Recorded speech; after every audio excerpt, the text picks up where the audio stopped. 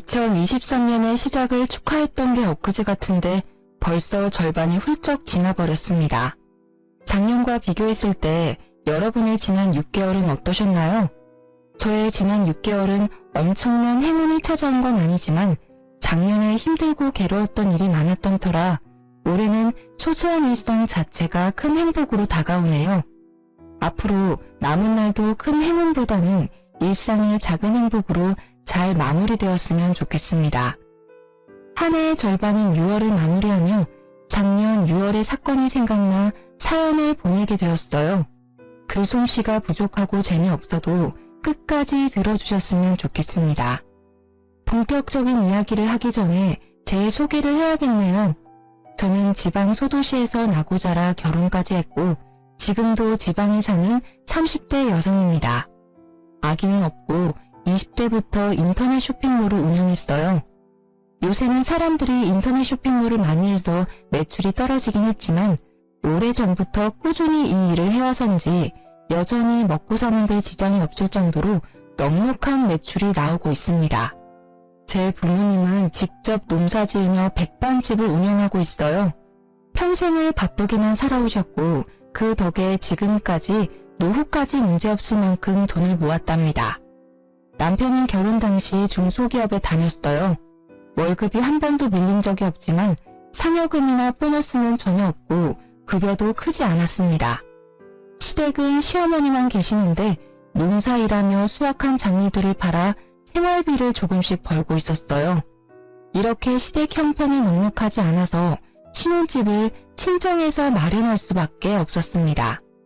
친구들은 결혼하며 시댁에서 집은 물론이거니와 비싼 예물을 받았다고도 하던데 저는 아무것도 받지 못했죠. 친구들이 부럽기도 했지만 시댁 형편상 어쩔 수 없다고 생각했습니다. 부모님 역시 신혼집은 형편이 되는 쪽이 마련하면 된다고 했고 돈이야 차근히 모으면 된다고 하셔서 우리의 결혼에 큰 불만은 없었어요. 무엇보다 딸인 제 선택을 적극적으로 지지했고요. 이렇게 우리는 큰 어려움 없이 결혼식을 올리고 신혼여행을 다녀와 시댁으로 향했습니다. 불편하고도 어색한 시댁에서 1박 2일을 마치고 신혼집을 가려는데 시어머니가 엉엉 울기 시작했어요. 아이고 우리 아들도 이렇게 떠나가네. 엄마, 내가 뭐 어디 멀리 가? 그냥 옆 동네로 가는 건데 왜 이렇게 자꾸 우셔? 여기랑 우리 신혼집 차 타면 30분이야. 엄마 무슨 일 있으면 바로 달려올 테니까 울지 마요. 엄마가 자꾸 우니까 마음이 너무 아프잖아. 바깥 양반 저 세상 가고 나서 너를 남편처럼 생각하고 살았는데 이렇게 가버리니까 속상해서 그러지. 이제 이 집에서 나 혼자 살 자신이 없다. 쓸쓸하고 외로워서 어떻게 살아? 너 신혼여행 가 있을 동안에도 내가 얼마나 무섭고 외로웠는지 아니? 그런데 내 속은 하나도 모르고 전화 한 통도 안 하고 엄마 서운해. 핸드폰 배터리가 다 돼서 연락 못했어요. 엄마 미안. 그래도 속으로는 매일 엄마 생각하고 있었어. 또 오느라 정신 팔린 건 아니고 아무리 신혼 재미가 좋아도 이 엄마한테 연락하는 거 잊지 마. 엄마가 널 아들 이상으로 생각하는 거 알지? 그럼 알죠. 걱정하지 마요. 결혼해도 지희랑 종종 놀러 올게. 당연히 그래야지. 이 시어미 혼자 시골에서 사는데 아들 며느리가 안 오면 쓰나? 참, 지희야 이거 받아라. 시어머니는 제게 웬 박스를 건네셨습니다. 그 안에는 반찬통도 있었고 무언가가 가득 들어있는 검정 봉지도 여러 개 있었어요. 이게 다 뭐예요? 이 검정 봉지에는 누룽지가 들어있고 이거는 젓갈, 이거는 밑반찬들이다. 우리 민석이 아침에 회사 가기 전에는 누룽지에 젓갈 먹으니까 아침마다 이 누룽지 잘게 부셔서 물 넉넉히 넣고 푹 끓여서 먹여라. 이 멸치볶음이랑 진미채는 민석이가 가장 좋아하는 반찬이니까 내 식사 때마다 꺼내주렴. 다 먹으면 내가 또 해주면 되긴 하는데 매번 내가 할 순 없으니 다음에 혼자 한번 와서 반찬하는 법 좀 배워라. 넌 어차피 집에서만 일하잖니. 그니까 밖에서 일하는 우리 아들 먹는 거 좀 잘 챙겨줘. 알겠니? 박스 안에는 남편이 좋아하는 음식들로 가득했습니다. 시어머니는 이어서 아이스박스를 또 하나 건네주셨어요. 그 안에는 투명 비닐 안에 정체불명의 음식들이 있었습니다. 이거는 시래기국 냉동시킨 거다. 민석이가 제일 좋아하는 국이니까 입맛 없다고 하면 한 번씩 데워 먹이렴. 그리고 이건 방건조 생선인데 프라이팬에 기름 자작하게 둘러서 민석이 반찬으로 주면 아주 좋아할 거다. 생선이요? 상견례 때도 말씀드렸다시피 어릴 때 생선가시가 목에 걸린 적이 있어서 그 뒤로 생선이라면 질색이에요. 그래서 한 번도 직접 생선 구운 적도 없는데. 뭐? 어떻게 그 나이 먹도록 생선 하나를 못 굽니? 그냥 기름 자작하게 둘러서 생선 넣고 구우면 돼. 어렵지 않으니까 한번 해봐. 해봐야 너도 살림이 늘 것 아니냐. 그리고 너가 생선 안 좋아한다고 해도 민석이는 생선 좋아하니까 자주 구워줘. 알겠지? 시어머니가 그저 어려운 세대이지만 이건 너무하다 싶었습니다. 아들에게 하나라도 제대로 먹이고 싶은 엄마 마음은 알겠으나 말이라도 너도 같이 먹으라는 식으로 하면 안 되는 건가요? 그리고 생선은 한 번도 구운 적이 없었을 뿐더러 어릴 때 큰 생선 가시가 목에 걸려 고생한 뒤로는 쳐다도 보지 않았습니다. 게다가 이 사실은 시어머니도 이미 알고 있었어요. 그럼에도 불구하고 남편을 위해 먹지도 못하는 생선을 구우라니 섭섭한 마음이 들었습니다. 남편이 정 원한다면 도전은 해보겠지만 사실 자신은 없네요. 생선 하나 굽는데 뭘 그리 말이 많아. 그냥 하면 되지. 그리고 민석이는 생선 좋아해. 너가 어떻게든 노력해서 네 식성을 바꿔. 앞으로 민석이랑 같이 살면서 너가 생선도 구워주고 가시도 발라줘야 하는데 싫다고 안 해버리면 어쩌니? 전 잘 굽지도 못하고 먹지도 못하니 앞으로 남편이 직접 굽고 가시 발라서 먹으면 되겠네요. 그리고 애도 아니고 어른인데 가시는 직접 발라 먹어야죠. 예, 민석이가 어떻게 생선을 굽니? 원래 민석이는 그런 일 못해. 그리고 너는 회사 일로도 바쁜 애한테 집에서 직접 생선까지 구워다 먹으라고 시키고 싶니? 게다가 만약에 민석이가 먹었다가 너처럼 목에 가시라도 걸리면 어떡해? 난 그 꼴 못 본다. 아 맞다. 그리고 잠깐 기다려봐라. 시어머니야말로 말도 안 되는 소리만 하다가 갑자기 뭐가 생각나는지 부엌으로 들어갔습니다.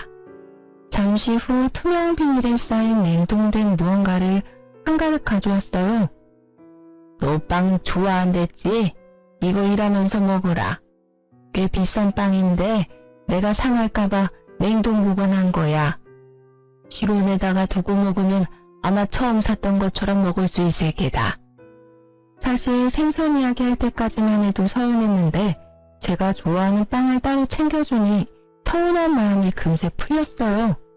남편은 시어머니가 챙겨준 음식들을 보며 아주 행복한 표정을 지었습니다. 우와, 우리 엄마 손 큰 건 역시 알아줘야 한다니까. 이것만 있어도 한 달은 넉넉히 먹고 살겠다. 엄마 고마워요.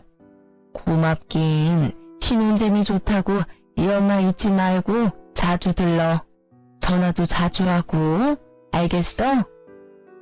우리는 시어머니가 챙겨준 음식들을 한가득 챙겨 신혼집으로 왔습니다. 집에 와서 음식들을 하나하나 풀어보니 남편이 좋아하는 밑반찬이나 젓갈은 신선했는데 빵은 유통기한도 지났고 색도 이상했어요. 심지어 어떤 빵 표면에는 군데군데 초록색 곰팡이까지 폈더라고요. 아무래도 못 먹을 것 같아 음식물 쓰레기통에 빵을 버리려고 했어요. 여보, 이거 빵들이 조금 오래된 것 같은데 아무래도 어머니가 깜빡하셨나봐. 그냥 버려야겠다. 그치? 아깝게 그걸 왜 버려. 우리 엄마가 준 빵인데. 이 빵 다 비싼 제과점에서 산 빵이야. 그건 아는데 보니까 유통기한도 지난 것 같고 이거는 색도 이상하게 변질됐는데 이걸 어떻게 먹어. 왜 못 먹냐? 우리 엄마가 설마 너한테 상한 음식 줬겠어? 어떻게 엄마가 준 음식을 그렇게 막 버릴 생각을 해? 막 버리려는 게 아니라 딱 봐도 지금 색깔이 이상하잖아. 유통기한도 이미 지났고 여기엔 곰팡이도 피었다고. 그럼 엄마가 준 음식들은 못 먹을 음식이라는 거야? 와, 너 진짜 너무한다. 우리 엄마는 너 생각해서 따로 빵이랑 챙겨줬는데 어떻게 그런 말을 해? 나는 너가 왜 이렇게 발끈하면서 화를 내는지 모르겠다. 그럼 이렇게 곰팡이 피고 색까지 변한 이 빵들을 내가 다 먹어야 해? 엄마가 준 음식인데 못 먹을 이유는 뭐야? 그럼 내가 먹을게. 결국 남편은 색도 변질되고 냄새도 이상한 빵을 직접 해동시켜서 먹기 시작했습니다. 아무래도 상한 것 같으니 먹지 말라고 했지만 엄마가 준 음식이라 못 버린다며 끝까지 다 먹더라고요. 맛만 있는데 뭘 이상하다고. 아무리 며느리들이 시어머니 싫다고 하지만 우리 엄마는 안 그래. 괜히 이상한 드라마 보면서 우리 엄마 오해하지 말고 엄마 성의를 진심으로 받아들이라고. 알겠어? 사실 남편 말에 기분이 좋지 않았지만 신혼여행 다녀와 집도 엉망이고 집안일이며 쇼핑몰 일까지 할 일이 태산이라 그냥 넘어갔습니다. 사실 남편 말에 기분이 좋지 않았지만 신혼여행 다녀와 집도 엉망이고 집안일이며 쇼핑몰 일까지 할 일이 태산이라 그냥 넘어갔습니다. 다음날 남편이 출근하자마자 시어머니한테 전화가 왔어요. 민석이 출근은 잘했니? 아침에 누룽지는 끓여줬고 오늘 남편이 늦게 일어나서 못 먹고 갔어요. 그럼 아침에 아무것도 먹지 않고 빈속으로 회사에 갔단 말이야? 생각이 있는 거니 없는 거니? 너는 집에서 편하게 아무 눈치 보지 않고 일하겠지만 민석이는 밖에서 상사 눈치 보면서 일하는 애야. 그렇게 종일 힘들게 일하는데 속이라도 든든해야지. 아무리 그래도 밥 먹는다고 회사를 지각할 순 없잖아요. 그럼 너가 더 일찍 일어나서 민석이를 깨웠어야지. 내일부터는 하루도 빠짐없이 누룽지 먹이도록 해. 나랑 있을 때는 아침 걸은 적이 없는데 걱정되는구나. 참, 그건 그렇고 어제 줬던 빵은 먹어봤니? 저는 안 먹었고 남편만 먹었어요. 남편만 빵을 먹었다는 말에 시어머니는 당황했는지 말을 제대로 하지 못했습니다. 뭐라고? 그니까 우리 민석이가 그 빵을 먹었단 말이야? 왜? 빵도 안 좋아하던 애인데. 왜요? 남편은 그 빵 먹으면 안 될 이유라도 있었나요? 그거 유통기한 지난 건데. 설마 그 빵들 유통기한 지난 거 알고 계셨어요? 사실 어제 버리려다가 남편이 아깝다고 버리지 말라길래 유통기한도 지나고 곰팡이까지 핀 빵을 어떻게 먹냐고 했더니 다 먹을 수 있다며 남편이 기어이 먹더라고요. 그래서 민석이가 그 빵을 먹었어? 네, 끝까지 먹겠다길래 그냥 뒀죠. 근데 곰팡이 피고 유통기한 지난 걸 알고 계셨으면서 저한테 왜 주셨어요? 그 빵 냉동 보관된 거라서 먹어도 되긴 한데 민석이는 워낙 위장이 예민해서 그런 거 먹으면 탈이 나. 비싼 돈 주고 산 빵인데 버리긴 아깝고 내가 먹자니 너무 많고 해서 너한테 준 거지. 마침 너도 빵 좋아한다니까. 어머니, 솔직히 기분이 좋지는 않네요. 아무리 제가 빵을 좋아한다지만 유통기한 지나고 곰팡이 핀 빵까지 좋아하진 않아요. 이제는 그런 음식은 주시지 않았으면 좋겠어요. 어머, 내가 뭐 너한테 독약이라도 줬니? 그리고 빵은 발효식품이라 곰팡이 좀 있을 때 먹어도 괜찮아. 너나 나같이 위장 튼튼한 사람들은 아무 문제 없다고. 내가 너한테 이런 이야기 들으니까 기분이 좋지 않구나. 나 며느리한테 못 먹을 음식물 쓰레기나 주는 그런 시어머니 아니다. 날 뭘로 보고? 기분 나빠서 전화 못하겠구나. 끊는다. 시어머니 말에 저 역시 기분이 나빴습니다. 세상 어느 누가 유통기한 다 지나고 곰팡이까지 핀 빵을 받고도 감사하고 좋아하겠습니까? 솔직히 시어머니만큼이나 저 역시 기분이 좋지 않았어요. 그렇게 전화를 끊고 그동안 밀린 일들을 처리하고 있는데 남편이 창백한 얼굴로 집에 오더라고요. 시계를 보니 아직 점심시간도 되지 않았습니다. 이렇게 빨리 무슨 일이야? 얼굴은 또 왜 이리 창백해? 나 배탈 났나봐. 배가 너무 아파. 병원에 다녀왔어? 병원에 사람 많아서 일단 약국에서 약만 사왔어. 엄마도 지금 온다니까 엄마가 끓인 죽 먹고 하면 금방 낫겠지. 배탈 났으면 일단 병원부터 가야지. 그리고 걱정되게 어머니한테 전화는 왜 했어? 당연히 내가 아픈 거 엄마도 알아야지. 그리고 나 배탈 났을 때마다 엄마가 끓여준 죽 먹으면 금방 낫더라고. 그래서 죽 끓여달라고 엄마한테 전화한 거야. 저 역시 그동안 크게 아픈 적은 없지만 아파도 부모님이 걱정할까봐 굳이 말하지 않았거든요. 그런데 남편은 저와 생각이 많이 달라 보였습니다. 결국 남편 전화에 시어머니는 바로 달려왔어요. 민석아, 우리 민석이 괜찮아? 지희야, 너는 그러게 왜 그 빵을 민석이에게 먹였어? 내가 너 먹으라고 줬지 언제 우리 민석이 먹이라고 줬어? 너는 왜 그 빵을 민석이한테 줘서 우리 아들 이렇게 아프게 만들어? 너가 먹었어야지 너가. 어머니, 그럼 제가 배탈이 났겠죠. 그러게 애초에 유통기한 지나고 곰팡이 핀 빵 안 주셨으면 이런 일도 안 생겼잖아요. 됐고, 민석이 먹을 죽이나 끓여와. 냉장고를 열어보니 죽을 끓일 만한 마땅한 재료가 보이지 않아 어쩔 수 없이 쌀만 넣고 흰 죽을 끓였습니다. 배탈이 난 거니 괜히 이것저것 넣고 끓이기보다는 이게 더 낫다고 생각했어요. 정성 들여 열심히 끓였는데 시어머니가 죽을 보더니 혀를 끌끌 차더라고요. 아픈 사람한테 뭘 건 흰죽이 뭐니? 아무래도 배탈 났으니 괜히 다른 거 먹으면 더 탈이 날 것 같아서요. 배탈이 나서 아무것도 못 먹으니 더 영양가 있는 재료를 넣어야지. 시어머니는 제가 끓인 죽을 그대로 버리고는 집 앞 마트에 가서 한우 소고기를 사왔습니다. 그리고는 소고기를 잔뜩 넣고 죽을 끓여서는 호호 불어서 직접 먹이기까지 하더라고요. 다 큰 성인이 배탈 났다고 쫓아와서 죽까지 끓여다 먹여주는 모습을 보니 그저 기가 막혔습니다. 화라도 내고 싶었지만 너무 아파하는 남편 앞에서 큰 소리를 낼 수가 없어 그냥 조용히 있었네요. 그 뒤로 한 달 정도 시간이 흘러 6월이 되었습니다. 이번 주 주말에 약속 있어? 특별한 약속은 없는데 왜? 금요일부터 일요일까지 우리 집에 가서 개복숭아 수확하는 일 좀 도와드리자. 엄마 혼자 이 뜨거운 날 농사일 하시는 게 얼마나 힘들겠어. 같이 갈 수 있지? 나야 뭐 그 전날 미리 일해놓으면 갈 수야 있지. 그런데 당신 회사는 어떻게 하고? 금요일에 연차 쓰고 가야지. 솔직히 어느 며느리가 시댁에 일하러 가는 게 좋겠습니까?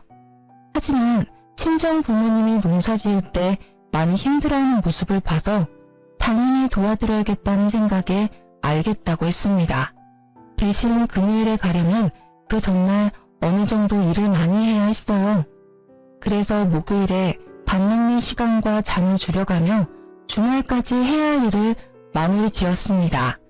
제가 이렇게 일할 동안 남편은 친구들과 술을 마시러 갔어요. 다음날 연차라며 약속을 잡더니 금요일 새벽 1시에 네 발로 기어서 집에 들어왔답니다. 그리고 금요일 새벽 아침 일찍 시댁에 도착하려면 슬슬 일어나서 준비해야 하는데 남편이 숙취로 일어나지 못하더라고요. 기다리다 못한 저는 남편을 깨우기 시작했습니다. 야, 일어나봐. 오늘 개복숭아 수확하러 가기로 했잖아. 10분만 더 잘게. 어제 술을 너무 많이 먹어서 머리가 깨질 것 같아. 그러게 어제 술을 왜 그렇게 많이 먹었어? 아 몰라. 좀만 더 누워있을래. 숙취로 힘들다며 늦잠 부리는 남편 때문에 늦게 시댁으로 출발했습니다. 시어머니는 늦은 우리, 아니지, 제가 마음에 들지 않았는지 표정이 좋지 않았어요. 아침 일찍 온다더니 왜 이리 늦었어? 둘 다 밥은 먹었어? 남편이 늦게 일어나서 먹지 못했어요. 그럴 줄 알았다. 일하러 오는 사람들이 밥도 안 먹고 오면 어떻게 이래? 와서 일단 밥부터 먹어. 시어머니는 밥을 먹으라고 상을 차려두는데 남편에게 압력솥에 새 밥을 퍼주더라고요. 그러더니 제게는 남편과는 다른 잡곡밥을 주었습니다. 이거 어젯밤에 한 잡곡밥인데 민석이는 소화가 잘 안 돼서 잡곡밥을 못 먹어. 그러니까 넌 이 밥 먹어라. 흰밥보다는 잡곡밥을 더 좋아해서 즐겨 먹긴 하는데 남편에게는 갓한 밥을 주면서 제게는 밥솥에 오랫동안 방치된 잡곡밥을 건네니 뭔가 묘하게 기분이 좋지 않았습니다. 그래도 일단 밥은 먹긴 먹었어요. 밥을 다 먹고 본격적으로 일하기 위해 작업복으로 갈아입었습니다. 그런데 남편이 졸린다고 계속 하품을 하더라고요. 아, 피곤하고 온몸이 다 쑤시네. 어제 술을 너무 많이 먹었나 봐. 민석이 어제 술 먹었니? 응, 엄마. 결혼식 때 온 친구들이 갑자기 보자고 해서 어쩔 수 없이 술 좀 먹었어요. 너무 많이 마셨는지 머리도 깨질 것 같고 속도 안 좋고 너무 힘들어요. 그래? 그럼 그냥 넌 오지 말고 지희만 보내지 그랬어. 힘들게 너까지 왜 와? 평일에도 죽어라 일하는데. 안 되겠다. 민석이 너는 너무 힘드니까 쉬고 지희만 같이 일하자. 오늘은 날씨 흐리다고 했으니까 그렇게 힘들진 않을 거야. 이 말에 남편은 바로 큰 방으로 들어가 누워버렸습니다. 그런 남편이 정말 얄미웠지만 어차피 오늘은 일을 도와드리러 온 거니 마지못해 저만 개복숭아를 따러 갔어요. 개복숭아 따는 일은 역시 쉬운 일이 아니었습니다. 아침 8시부터 오후 1시까지 쉬지 않고 열심히 개복숭아를 땄어요. 팔다리는 후들거리고 온몸은 땀범벅이 되고 얼굴은 타는 것처럼 시뻘개져서 시댁에 돌아왔습니다. 남편은 제 모습을 보더니 갑자기 큰 소리로 웃기 시작했어요. 와, 이게 누구야? 웬 시골 촌년이 우리 집에 왔어. 너 이러니까 진짜 웃긴다. 일하고 왔으니까 그렇지. 지금 덥고 힘드니까 웃지 마. 남편 말에 기분이 언짢아진 저는 정색하며 말했습니다. 시어머니는 제 얼굴을 쓱 보더니 남편처럼 웃기 시작했어요. 지희야, 솔직히 민석이 말이 틀린 것도 아닌데 뭘 그리 정색을 하니? 지금 네 꼴 보니까 그야말로 시골에서만 먹고 자란 촌년 같다. 열심히 일하고 온 사람에게 수고했다는 말은 못할망정 얼굴 빨개졌다고 놀려대는데 이 사람들이 지금 제정신인가 하는 생각이 들었습니다. 그러나 개복숭아 따느라 너무 지쳐서 화를 내고 따질 기력조차 남아있지 않았어요. 그래도 촌스러운 며느리 때문에 내가 웃기도 하네. 요새 웃을 일도 없었는데. 아유, 날씨가 덥긴 하다. 지희야, 나 먼저 씻을 테니까 너는 밥 좀 새로 안 치고 국 좀 끓여라. 너는 국 다 끓이고 씻어. 화장실은 한 개뿐이고 시어머니와 같이 씻을 수는 없으니 마지못해 알겠다고 했습니다. 남편은 다시 큰 방으로 들어가고 저는 밥을 하고 국을 끓였어요. 상을 다 차리니 시어머니가 씻고 나왔고 저도 이어서 씻으러 들어갔습니다. 그런데 씻고 나오니 시어머니와 남편이 이미 밥을 다 먹고 국도 하나도 없더라고요. 분명히 넉넉히 했는데도 말입니다. 이 상황도 어이없는데 더 어이없는 건 지금부터였어요. 밥을 다 먹고 이를 쑤시던 남편이 제게 이러더라고요. 다 씻었어. 근데 된장국이 너무 짜더라. 된장을 통째로 둘이 부었나 봐. 일도 전혀 하지 않는 남편님이 이렇게 이야기하는데 슬슬 화가 나기 시작했습니다. 이렇게 눈치 없고 지 생각만 할 줄 아는 남편님을 낳은 시어머니 역시 마찬가지였어요. 그래, 지희야. 음식을 짜게 먹으면 건강에 안 좋아.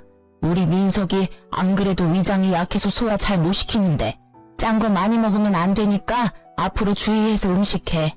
그나저나 국이 다 떨어져서 이를 어쩐담? 그냥 남아있는 밑반찬으로 먹어라.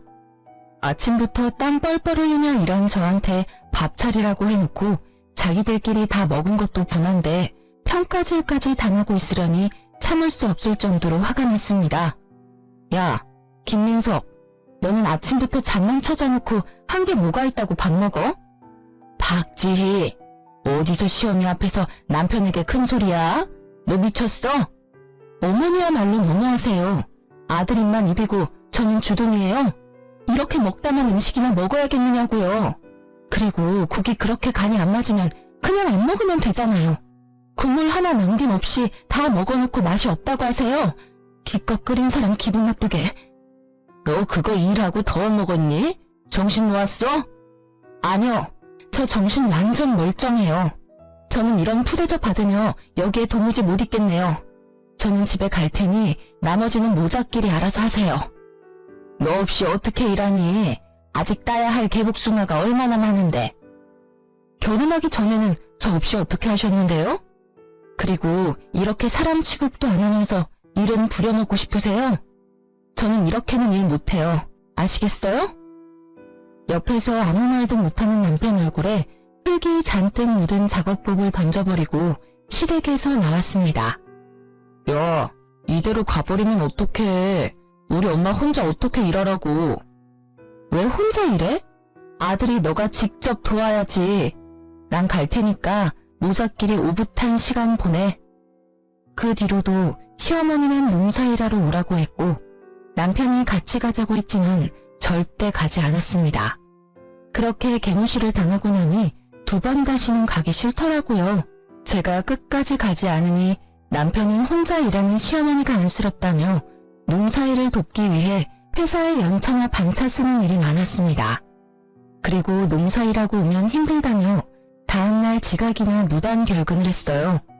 솔직히 회사에서 봐주는 것도 한두 번이지. 매일 업무에 소홀히 하는 직원을 가만히 둘 리가 없지 않겠습니까? 결국 시어머니 농사일 때문에 근태가 엉망인 남편은 1년 만에 권고사직을 당하고 백수가 되어버렸습니다. 그 뒤로 남편은 게임에만 미쳐서 살았어요. 새벽엔 혼자 배달음식 시키고 놀고 술 마시고 잠만 잤습니다. 게다가 부부 공동 생활비로 성능 좋은 컴퓨터까지 샀어요. 말로는 회사 구한다고 했지만 제가 볼 때는 이력서 작성조차 하지 않았습니다. 이러한 남편의 생활이 한심스러워서 대화도 시도하고 싸워보기도 했지만 말이 도통 통하지 않더라고요. 그래서 우리는 기본적인 대화조차 하지 않고 그저 집만 공유하며 살았습니다. 같이 밥도 먹지 않았고 집에 들어오지 않아도 신경 쓰이지 않았어요. 엄밀히 말하면 제 일을 하느라 바빠서 남편이 밥을 굶든 말든 신경 쓸 시간조차 없었습니다. 남편이 애는 아니니까 배고프면 알아서 차려 먹겠거니 하고 말았답니다. 그러던 어느 날 집에서 일하는데 시어머니가 한가득 장을 봐서 오셨어요. 당연한 저와는 달리 남편은 시어머니가 올 걸 알고 있었는지 아주 반갑게 맞이하더라고요. 엄마, 왔어? 너 배고파. 밥 좀 줘. 그래, 우리 아들. 엄마가 이것저것 사왔다. 얼른 밥 차려줄게. 너는 집에 있으면서 얼마나 우리 민석이 밥을 챙겨주지 않았으면 애가 나한테 밥을 다 해달라고 하니? 오셨어요? 그동안 저도 일이 너무 바빠서 잘 못 챙겼네요. 거기 멀뚱히 서 있지 말고 얼른 와서 나 좀 도와라. 죄송한데 지금 당장 급히 처리해야 할 일들이 있어서요. 일단 하던 일 먼저 마무리하고 나올게요. 남편도 일 안 하고 있는데 저라도 일을 해야지 이 집이 돌아가지 않겠어요? 시어머니는 기가 찬다는 표정을 지었습니다. 그래도 어쩌겠어요. 이 집에서 돈 버는 사람은 저밖에 없는데 저라도 열심히 일해야죠. 그렇게 저는 방으로 들어가고 시어머니는 요리를 시작했는데 부엌에서 냉장고 상태가 어쩌느니 청소가 엉망이라느니 하면서 뭐라고 하더라고요. 그러나 일하느라 바빠 시어머니의 시시콜콜한 말들에 신경 쓸 겨를이 없었습니다. 잠시 후 시어머니가 나가서 불러보니 임금님 수라상 같은 밥상이 차려져 있었어요. 시어머니는 저를 보더니 아주 못마땅한 표정으로 앉으라고 했습니다. 그동안 맨날 배달 음식만 먹으니까 질렸는데 너무 좋다. 그래, 우리 아들 많이 먹어라. 그동안 얼마나 고생했는지 살이 다 빠졌네. 그리고 지희 넌 그깟 푼돈 버는 쇼핑몰 운영한다고 우리 아들 밥도 안 차려주니?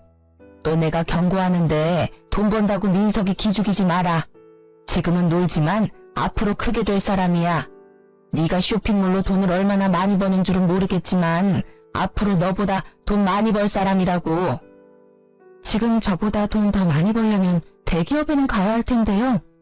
나이는 많고 그렇다 할 경력도 없고 회사에서 잘리기까지 한 남편을 받아줄 대기업이 어디 있을런지 모르겠네요. 네가 뭐 얼마나 번다고 그래? 너 통장 가져와봐. 시어머니 말에 당당히 폰뱅킹 어플을 열어 통장 잔고를 보여주었습니다. 예상보다 많은 금액에 시어머니와 남편이 깜짝 놀랐어요. 뭐 그래도 그동안 열심히 살았나 보네. 그래도 쇼핑몰은 언제 망할지도 모르잖아. 너무 불확실해. 그러니까 그깟 쇼핑몰 한다고 유세 떨지 말고 우리 아들 잘 내조해. 참, 그리고 다음 주에 고구마 캘 거다. 그날은 핑계대지 말고 꼭 와라. 어머니 아들 지금 백수잖아요. 종일 게임만 하고 먹고 자고 놀기만 하는데 어머니 아들만 가면 되지 일하는 저까지 꼭 가야 해요? 게다가 남편은 지금껏 우리 집 농사일 때 한 번도 안 했는데요? 이 말이 마치자마자 시어머니는 제게 숟가락을 던졌습니다. 시어머니가 오라면 그냥 네 하고 오면 되지 어디서 말대꾸야? 사위는 백년 손님이고 며느리는 종신 식구라는 말도 몰라? 사위는 손님이니 처가에서 일하면 안 되고 며느리는 식구니까 시댁에서 같이 일해야지. 그리고 보기에도 귀한 아들을 너한테 준 것도 아까운데 너네 집에서 어떻게 일하는 꼴을 봐? 살다 먹던 숟가락으로 맞아본 적은 없는지라 너무 당황스러워 말도 못하고 멍한 표정으로 있었습니다. 그 표정을 보더니 남편이 비웃더라고요. 내가 너 혼날 줄 알았다. 아까부터 엄마가 도와달라고 했는데 나와보지도 않더니 꼴 좋다.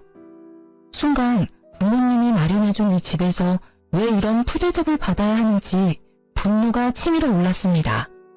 도무지 참을 수가 없던 저는 자리에서 일어나 밥상에 있던 음식들을 다 음식물 쓰레기통에 넣어버렸어요. 남편은 놀라서 아무 말도 못하고 시어머니는 제게 소리를 지르기 시작했습니다. 야, 너 미쳤어? 왜 아까운 음식들을 다 버리고 난리야? 네, 저 미쳤어요. 지금 둘이서 편먹고 이렇게 괴롭히는데 제정신으로 살 수 있겠어요? 그리고 어머니는 그렇게 아들이 좋으면 평생 끼고 살지 결혼은 왜 시키셨어요? 박주희, 뭘 잘했다고 우리 엄마한테 큰 소리야. 제정신이야? 남편은 자리에서 일어나 제 머리채를 잡았습니다. 시어머니는 그런 남편을 말리기는커녕 옆에서 잘한다고 손뼉치고 앉아있더라고요. 우리 아들 잘한다. 저런 년은 그냥 혼쭐이 나야 정신을 차리지. 시어머니 말에 남편이 더 세게 잡길래 남편을 있는 힘껏 밀어버렸습니다. 그러자 남편은 순식간에 중심을 잃고 시어머니 앞으로 넘어지며 시어머니와 머리를 세게 박았어요. 둘이 박치기를 하고 아파하는 모습을 보니 너무 웃겼던 저는 배꼽을 잡고 깔깔대며 웃었습니다. 야, 웃기냐? 나랑 엄마는 아파 죽겠는데 이게 웃겨? 그럼 안 웃기니? 그러게 내 머리채는 왜 잡고 난리야? 됐고 이제 나 너랑 못 살겠다. 이혼해. 김민석, 이 집이 우리 부모님이 사준 집인 거 알지? 당장 나가. 당장. 이혼? 어디 이혼이 뭐 쉬울 것 같아? 난 너랑 이혼 안 해. 이 집에서 절대 안 나갈 거야. 그래, 우리 아들 호적 더러워지게 이혼은 무슨 이혼이니? 한번 결혼했으면 계속 같이 살 생각을 해야지. 하여튼 요새 젊은 것들은 조금만 수틀리면 다들 이혼 얘기 꺼내지. 상황 파악 못하고 계속 헛소리를 짓거리길래 가만두면 안 되겠다는 생각이 들었습니다. 그래서 남편 방으로 가서 남편이 애지중지 아끼는 모니터를 바닥에 던져버렸어요. 야, 그게 얼마짜린데 그걸 박살내. 너 정말 제정신 아니구나. 내가 지금부터 셋 셀 거야. 그동안 네 엄마 데리고 안 꺼지면 이 컴퓨터 본체도 박살내버린다. 하나, 둘. 잠깐, 망치가 어딨더라? 알았어.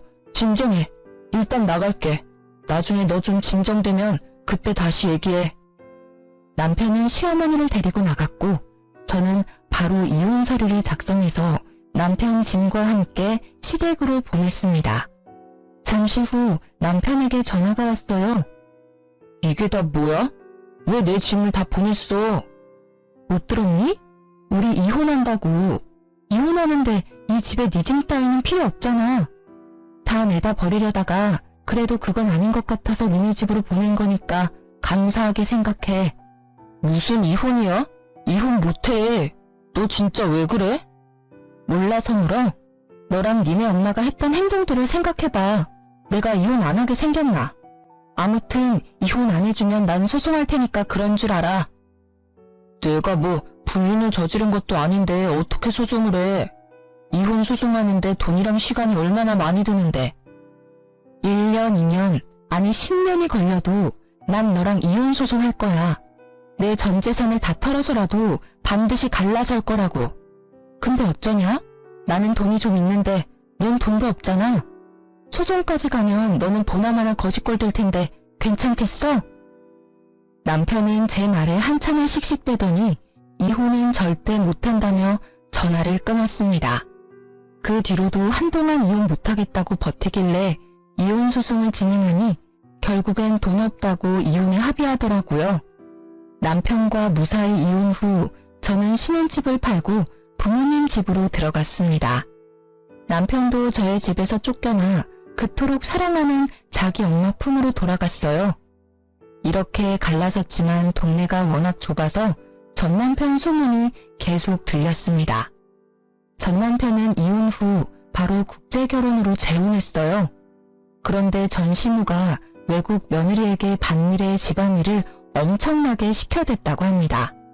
얼마나 시켰는지 동네 사람들이 다들 외국 며느리가 불쌍하다고 말할 정도였대요. 참다 못한 외국 며느리는 집에서 돈 될 만한 것들을 다 들고 한밤중에 몰래 본인 나라로 도망가 버렸다고 합니다. 저한테도 며느리라고 그렇게 무시를 했는데 외국 며느리는 얼마나 악독하게 부려먹었을지 상상이 가더라고요. 반면에 제 쇼핑몰은 이혼 후에도 나날이 성장해서 혼자 모든 일을 처리하기가 버거웠습니다. 같이 일할 직원들을 구하기 위해 인터넷에 구인 공고를 올리고 사무실도 좋은 곳으로 마련했어요. 하루는 사무실에서 바쁘게 일하고 있는데 전 남편한테 한번 보자고 연락이 왔습니다. 이혼하고 힘들게 산다는 소식을 듣기는 해서 꼴이 어떤지 궁금하더라고요. 그래서 사무실 근처 카페에서 만나자고 하고 가보니 전 남편과 전 시누가 세상 불쌍한 표정으로 나란히 앉아 있었습니다. 오랜만이네요. 잘 지내셨죠? 지희야, 잘 지냈지? 너가 얼마나 보고 싶었는지 모른다. 왜요? 그렇게 저를 구박하시더니. 사실 며느리는 식구니까 어떤 일을 시켜도 다 이해해줄 줄 알았다. 원래 가족이라는 게 서로 허물이 있어도 다 이해하고 넘어가잖아. 너가 편하기도 하고 좋아서 자꾸 말이 막 나왔던 것 같아. 진심으로 미안하구나. 이 늙은이가 진심으로 사과하마. 아니요, 틀렸어요. 며느리도 사위와 마찬가지로 피 한 방울 안 섞인 손님이라고요. 그러게 옆에 있을 때 잘하셨어야죠. 그리고 사람이 좋고 편하면 더 귀하게 여겨야지. 막말하고 하대하는 게 맞는다고 생각하세요? 그래. 그래서 지금 우리 엄마가 너한테 사과하잖아. 그러니까 사과 받아주고 우리 다시 합치자, 응? 너도 나 정말 많이 좋아했잖아. 그래서 결혼까지 한 거고. 합치긴 뭘 합쳐? 내가 미쳤니? 다시 너랑 살림을 차리게? 지희야, 사실 우리 지금 너무 힘들어. 나 이전 회사에서 잘린 게 거래처에 소문이 다 나서 이력서를 내도 면접 보러 오라는 회사가 하나도 없어. 그럼 너랑 니네 엄마랑 힘 합쳐서 열심히 농사 지으면 되겠네. 그거 팔아서 돈 벌면 되잖아. 올해 농사는 이미 망했어. 멍청한 외국 옆에네가 말귀를 못 알아들어서 거름을 밭에 엄청 주는 바람에 아무것도 자라나지 않아. 땅이 완전히 썩어버렸다고. 게다가 그년이 집에서 돈 될 만한 것들 다 들고 튀어버려서 돈 나올 구멍이 하나도 없어. 진짜 굶어 죽겠다고. 그러니까 옛 좀 생각해서 나랑 다시 살아주면 안 될까? 아니다. 그게 정 싫으면 너 쇼핑몰 하니까 일거리라도 좀 주면 안 될까? 보니까 너 쇼핑몰에 직원 뽑던데 그 직원 내가 하면 안 돼? 내가 널 뭘 믿고 거두니? 맨날 놀고 먹고 자기만 하고 마마보이인 너를 어떻게 믿고. 차라리 공사판에라도 가서 일해. 몸을 굴리고 땀을 흘리면서 돈을 벌라고. 남한테 기생하려는 생각만 하지 말고. 지희야, 너가 우리 아들한테 화가 많이 난 것은 알겠다만 어떻게 우리 귀한 아들한테 공사판에서 일하라는 막말을 하니? 공사판이 못 돼서요? 아줌마 아들처럼 사지 멀쩡한데 백수로 지내는 것보다 공사판에서 땀 흘리며 돈 버는 게 훨씬 더 나아요. 아니면 그냥 이렇게 살다가 둘 다 거지 돼서 밖에서 빌고 살든가요. 뭐? 시어머니한테 아줌마? 네, 아줌마. 이 인간이랑 나랑 끝난 사이인데 당신이 왜 내 시어머니야? 지금 내가 보기엔 그냥 아들만 바라보는 생각 없는 아줌마야. 아줌마, 정신 차려요.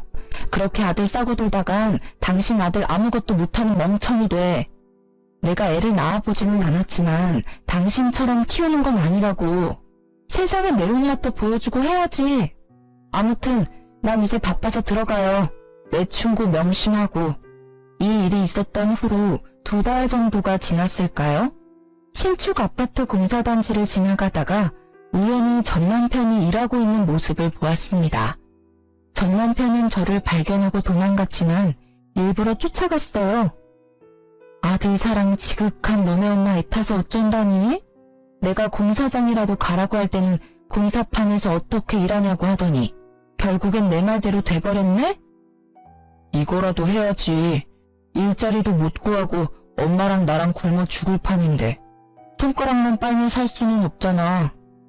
그래, 지금이라도 정신 차렸다니 다행이다. 한 번뿐인 인생인데 이것저것 하면서 열심히 좀 살아. 그렇게 살다 보면 언젠간 쥐구멍에도 볕들 날이 오지 않겠니? 내가 차마 너한테 잘 되라는 좋은 말은 못하겠다. 안녕. 전 남편은 제 말에 기분이 상했는지 표정이 일그러졌지만 뭐라고 딱히 말을 하지는 않더라고요. 그 뒤로는 전 남편을 보지 못했습니다. 가끔 소문으로는 집을 팔고 다른 지역으로 떠났다고는 하더라고요. 이렇게 완전히 전 시댁과 연이 끊긴 지 벌써 1년이라는 시간이 흘렀습니다. 제 성격이 무던하고 털털하기는 하지만 그래도 이혼이 큰 충격이고 상처였는지 한동안은 몸이 매우 아팠어요. 그래도 지금은 다 극복하고 건강해졌습니다. 다만 결혼 전에도 여름에 복숭아청을 탄산수에 타서 종종 먹었는데 이제는 복숭아만 보면 괜히 화가 나서 아무도 쳐다보지 않는답니다. 보기만 해도 화병이 난 것처럼 머리가 지끈지끈 아프고 심장이 터질 것만 같더라고요. 그리고 지난주 그동안 차곡차곡 모아둔 돈으로 큰 집으로 이사를 했어요. 물론 부모님과 함께요. 아직 집 정리가 안 돼서 엉망이지만 부모님께 큰 효도한 것 같아 너무 뿌듯했습니다. 어제는 가족끼리 외식을 하고 부모님과 노래방에 갔는데 아빠가 있을 때 잘해라는 노래를 구성지게 부르시더라고요. 그 노래를 듣고 있자니 전 신우와 전 남편 놈이 생각이 났습니다. 옆에 있는 사람에게 잘했으면 이혼당하지는 않았을 텐데 귀한 줄 모르다가 결국 거지꼴이 되었잖아요. 저는 절대 그렇게 살지 말고 제 옆에 있는 가족들, 든든한 직원들 하나하나를 다 귀히 여겨야겠다고 다짐하고 또 다짐했습니다. 저의 이야기는 여기까지입니다. 부족한 글솜씨인데도 끝까지 들어주셔서 감사합니다. 모두 행복하세요.